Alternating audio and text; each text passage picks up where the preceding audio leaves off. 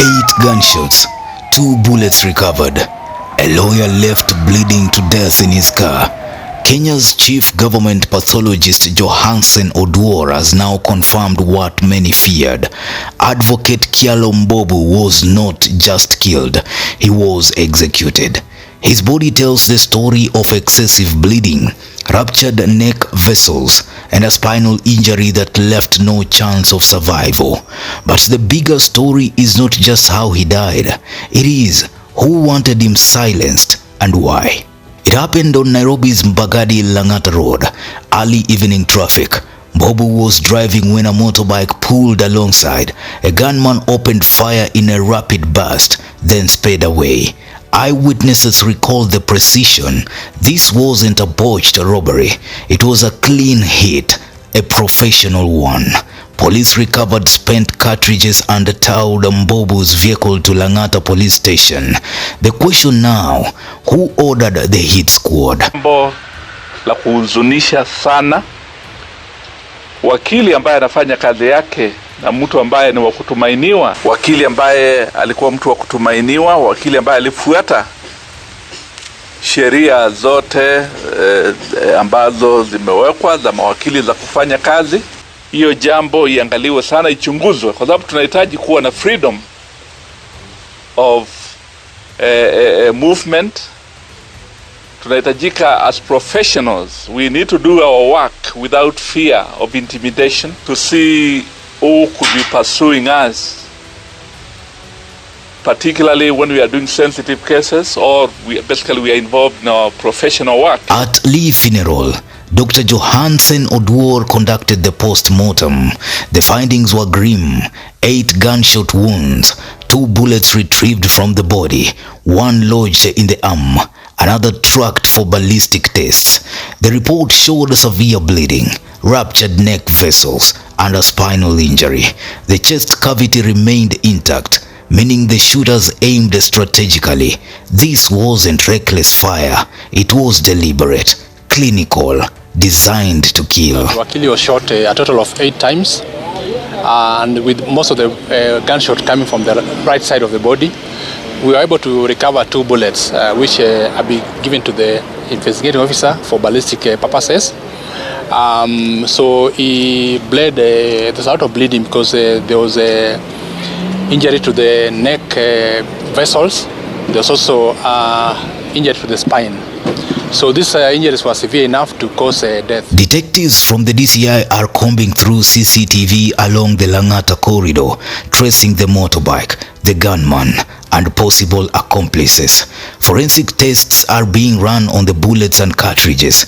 So far, the government says persons of interest have been arrested, while others remain on the run in connection with the drive-by killing of prominent city lawyer and university law lecturer Matthew Kyalo Mbobu in Karen, Nairobi. Speaking during the lawyer's eulogy, Interior Cabinet Secretary Kipchumba Murkomen assured the legal fraternity and the country at large that detectives from the Directorate of Criminal Investigations have made significant progress in unmasking those behind the murder.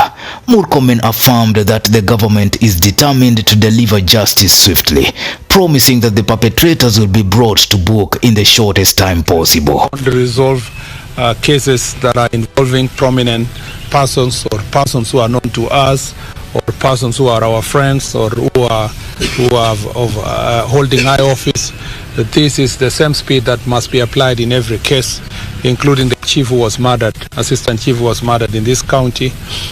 When such cases of crime happen, we want to see that the DCI moves with speed to unravel the mystery behind such acts. So from my office, from myself as a person, I continue extending my condolences to his family, and I promise that we will do everything to make sure that justice is served and that the perpetrators are arrested and brought before the court of law. I am happy that all resources are being expended to make sure that this issue is resolved. But Kenyans have heard this before. Evidence gathered, cases opened, yet justice remains elusive. Will this be any different? Mbobu wasn't just another lawyer, he was a governance expert, a lecturer and a practitioner who had touched some of the most politically sensitive disputes in Kenya. He was Captain Kungu Muigai's lead counsel in the bruising case against KCB, a matter involving billions and contested land. He handled other high-profile disputes where corruption, politics and business collided. This was a man who had enemies. And indeed, Bob Kyalo was one of my witnesses who was going to give evidence about how various judges have been bribed with a lot of money. And he was also the custodian of very, very crucial evidence. He was holding 4 affidavits from our witnesses who either participated or were privy to the giving of bribes to the judges. He was also a custodian of 2 audio recordings which were actually recorded when these judges were being bribed. It's a sad day, indeed a very sad day for this country. His death comes at a time when the judiciary itself is under attack.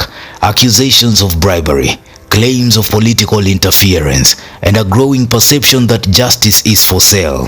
Mbobu's assassination reinforces a chilling fear that powerful individuals can kill not only cases, but the lawyers themselves, perhaps. To close this matter, it is now more important than ever before that the call to storm the Supreme Court building and demand the resignation of CJ Martha Koome be undertaken.